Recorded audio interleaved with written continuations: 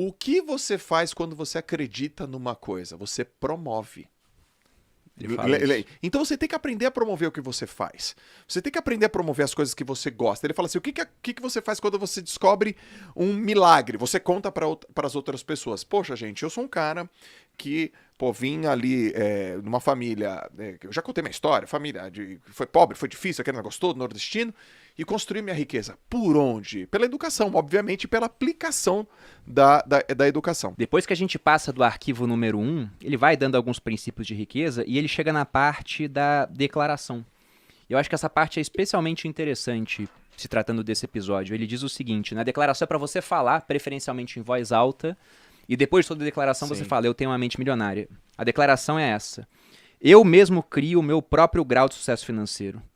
Você é responsável pelo que produz, pela falta de riqueza que produz e por todas as opções no meio do caminho.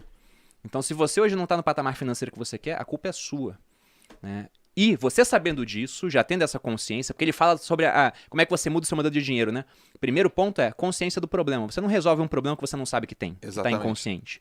O segundo é você tem a consciência, agora você vai entender por que aquilo está acontecendo. Poxa, por que eu tenho esse modelo de dinheiro que é tão ruim? De onde veio? Aí você descobre de onde veio. Meus pais têm o mesmo modelo que eu, são endividados, eu repeti esse modelo. Agora vem a parte de você poder ressignificar esse tipo de coisa.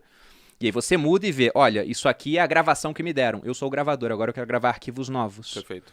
E por último, vem a declaração, que é nessa hora onde você se compromete de fato a mudar. Porque não basta só falar, né? Falar é uma coisa, é ótimo. É melhor falar do que não falar. Só que no exército tinha uma história muito bacana que os meus instrutores sempre usavam e depois eu usei com os meus soldados também, que era a diferença do ovo e do bacon em um café. Já ouviu essa história? Já. Conta aí. Que é a seguinte, né? Eles falavam sobre a diferença entre estar envolvido ou comprometido. E diziam que num café da manhã, onde você tem ovos e bacon, a galinha está envolvida, porque ela cedeu o ovo. Só que o porco, ele está comprometido. Ele cortou na própria carne para dar o café. Perfeito. Então é esse o ponto, né? Você tem que se comprometer de fato com aquelas declarações que você faz. E estudar o máximo possível e partir para ação, que é muito importante, para mudar a sua realidade. Talvez até o seu amigo, tem uma hora aqui no livro que ele fala uma coisa que pode ser interessante para ele.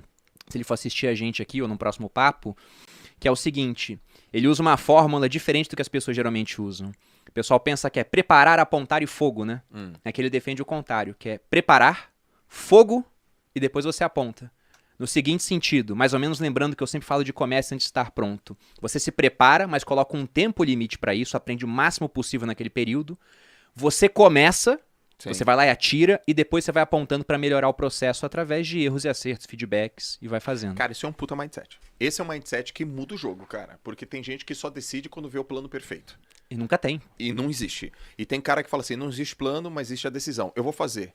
Porque tem muita gente que fala assim, não vai dar, não é possível, isso não é pra mim. E no final das contas é porque ela não confia nela. Porque se ela confiasse nela, nada disso apareceria e ela conseguiria dar um jeito. Porque ela fala, cara, eu vou encontrar uma maneira. Então é preparar, atirar e no meio pular do precipício e no meio do caminho construir o paraquedas.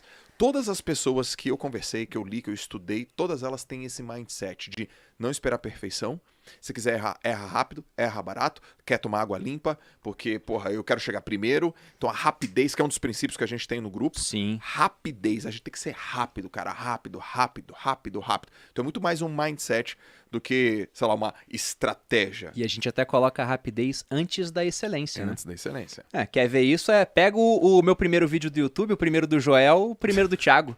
Eu botei lá numa aula que eu dei pro Stage e nem te reconheci, cara. Muito diferente. Não tinha barba, cabelo diferente. Né? E a câmera com uma qualidade ruim. Deve porque era o começo, É o começo. Celular, talvez, meu. Celular. Vou falar 4.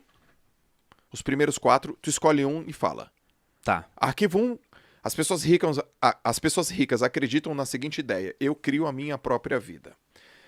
Arquivo de riqueza 2. As pessoas ricas entram no jogo do dinheiro para ganhar. Arquivo de riqueza 3. As pessoas ricas assumem o compromisso de serem ricas. Nossa, isso aconteceu comigo. Elas não querem, só vai ser legal se acontecer, não. Elas colocam como objetivo. Isso sou eu, total. E arquivo 4, as pessoas ricas pensam grande. Escolhe uma das 4 aí e versa. Freestyle. Vou pegar o arquivo 4. Tá. A gente já falou um pouquinho disso naquela meta financeira, né? Para quem chegou depois, esse livro é baseado em um evento, e no evento pediam para você escrever o que de fato você ia fazer em termos de meta financeira, e todos nós botamos metas bem baixas e acabou que a gente passou muito. Mas ele sempre, quando vai falar esses arquivos, ele ainda fala, as pessoas ricas pensam assim, as pessoas de mentalidade pobre pensam, e ele mostra que é o contrário. E o ponto é que essa parte de pensar grande é muito importante. Porque se você pensa pequeno, para chegar no seu objetivo, e não tem nada de errado em pensar pequeno em prazos mais curtos.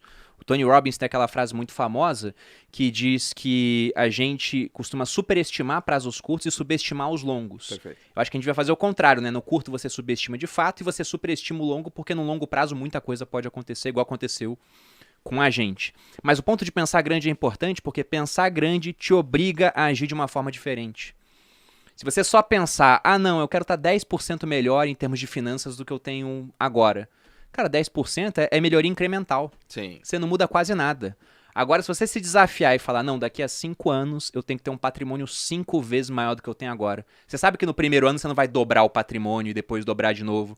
Você vai saber que vai ser uma curva, mas você tem que fazer alguma coisa que vai te dar um baita resultado depois. Isso te obriga a agir de uma maneira que você nunca pensou em agir antes. Sim. Então esse é o ponto. Tem uma hora que ele fala, né? Tem que empreender, não tem que me livrar do meu contra-cheque estável. Ele fala que não precisa. Mas o único ruim de um contra-cheque estável é que isso coloca um teto para os seus rendimentos muitas vezes e te impede de fazer outras coisas. Então o ponto é, pense, né, grande, e como que você vai fazer para transformar esse teu pensamento grande em de fato em ações que vão gerar ótimos resultados. Pensar grande é fundamental. Até porque pensar, grande ou pequeno, o trabalho é o mesmo. A prática que vai ser diferente, mas só de pensar grande você já faz o exercício pensando em hipóteses que você nunca contemplaria se fosse pensar pequeno. Cara, ô Bruno, eu quero fazer até uma consideração também. A gente escuta assim, né? Sonhar grande e sonhar pequeno dá o mesmo trabalho. Mas pensar grande e pensar pequeno, você acha que dá o mesmo trabalho? Em termos de meta? Por exemplo, assim, você pensou grande para atingir 5 vezes o seu tamanho. Não, até vou falar diferente. Você pensou em crescer 5, pensou em crescer 1, dobrar. Dá o mesmo trabalho? Acho que sim, cara. É. Se você, vamos supor, eu gosto de separar períodos do dia para pensar. Não que minha cabeça respeite esses períodos, né? Ela costuma pensar depois disso também. Porque eu sei que sonhar grande é porque sonhar e pensar tem uma diferença, né? Sonhar é mais um devaneio. Pensar é uma coisa mais direcionada, né? Concordo. Mas por que eu digo isso? A gente não controla tudo que a gente pensa, né? Exatamente. Eu tô lendo um Desaparece. pouquinho do Nietzsche, que talvez eu coloque no meu clube do livro lá. Tô pensando se eu coloco, porque a filosofia do Nietzsche é assim, ele cospe tudo num livro e foda-se você pra entender, entendeu? Então tem que ter uma aula antes pro pessoal aprender a ler Nietzsche e uma depois pra falar sobre o que leu. Primeiro palavrão. Foi de fato. E foi citando Nietzsche. Já faz um Reels aí, ô Kaique. É palavrão com classe, velho. Aqui a conversa, galera, é Lorde. Vai por mim, pô. Mas o Nietzsche, ele tinha uma ideia, ele tinha uma frase dele que ele falava, há algo que pensa em mim. No seguinte sentido, de que o que você pensa é só uma fração daquilo que tem na sua cabeça, né? Ele fala que você tem um mar, por exemplo, e alguém num farol com uma lanterna ilumina um trechinho do mar. Aquilo que você está pensando, mas há uma série de coisas que você não está pegando.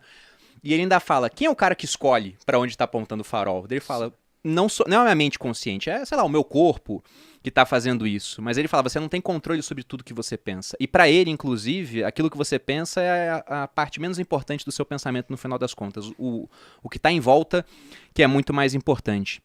Mas, por que eu tô falando isso? A gente tá falando sobre pensar grande e pensar pequeno. Pensar grande e pensar pequeno. Na minha opinião, vai dar exatamente o mesmo trabalho, Joel. A questão é que, geralmente, para você colocar o seu plano em ação, o grande vai dar mais trabalho, porque te obriga a fazer coisas que você não fez antes. Exatamente. E aí que as pessoas travam. Porque fazer coisas que você não fez antes assustam. Você tem medo. E ele tem um arquivo de riqueza que fala disso, né? Que os ricos, as pessoas de mentalidade rica, agem apesar do medo, enquanto as pessoas de mentalidade pobre, elas ficam travadas pelo medo. Sim. E se você deixar que o medo te trave, você não faz nada diferente. Se você não faz nada diferente, você fica no mesmo local, apenas com melhoras incrementais. O que pra quem ganha muito bem, talvez seja interessante, mas pra quem tá na merda, tá endividado, precisa de renda nova, não tá satisfeito com o trabalho que tem, é a morte, pô. Então você tem que fazer coisas novas. E pensar grande vai te obrigar a fazer coisas novas. Cara, uma vez estava eu, você e o Thiago, né? Não sei se todos sabem, mas eu e o Bruno, nós somos sócios, junto com o Thiago Negro, nós somos sócios aqui no Grupo Primo. E o Thiago veio com uma colocação, ele falou assim, galera, vou fazer uma pergunta para vocês que me fizeram. E a pergunta foi a seguinte: o que você faria se tivesse dinheiro infinito? Infinito. Quanto? 100 milhões de dólares? 500 milhões de dólares. O que você faria para crescer sua empresa com dinheiro infinito? Como é que você atingiria mais pessoas? Como é que você atingiria um resultado exponencial? E a gente começou a refletir. E aí o pensamento extrapolou, né? Não, a gente falaria com a Oprah, a gente contrataria publicidade, sei lá, na final do Big Brother Brasil. Foi umas paradas muito loucas assim, né? Aí ele fala assim, agora tira o dinheiro. A mente já, ela ficou esticada. O pensar grande faz a gente obrigatoriamente pensar de maneira exponencial. Pensar pequeno faz a gente pensar de maneira linear. É só apertar um parafuso. É, melhor incremental. Melhor incremental, melhorou um processo, cresceu. Agora, para crescer de maneira realmente exponencial, vai ter que sair da caixa. Então, gente, um exercício, uma sugestão pense assim, o que você faria se você tivesse dinheiro infinito? Sem fim. Aí a sua mente, bom, se o dinheiro não é um problema, eu faria isso. Aí depois você fala, tá bom, agora o dinheiro não é infinito, né? Mas a sua mente, ela atingiu um lugar que de fato você nunca teria atingido se você não tivesse colocado a questão do dinheiro. Exatamente.